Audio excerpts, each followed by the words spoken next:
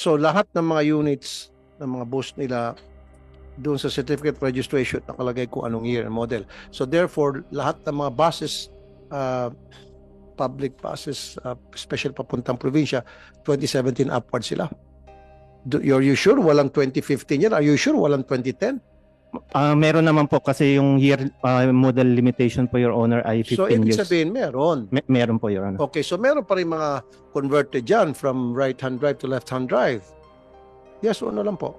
Sa ngayon Yes po, o no lang po? wala na po, Your Honor. No, meron. How do you account ng mga early 2000 laganap yung pagpasok ng mga buses from Japan, Taiwan, ano pa ba itong mga bansang ito, na from right-hand drive converted to left-hand drive. Yun yung mapanganib. Yun yung mga nagkukos ng accident. Kasi i-convert mo yun eh. Sometimes hindi maganda ang conversion, bumibigay yung mga brakes. Mechanical problems. These are all mechanical problems but mostly brakes. So dapat, yung mga converted na mga buses, pace out nyo na yun.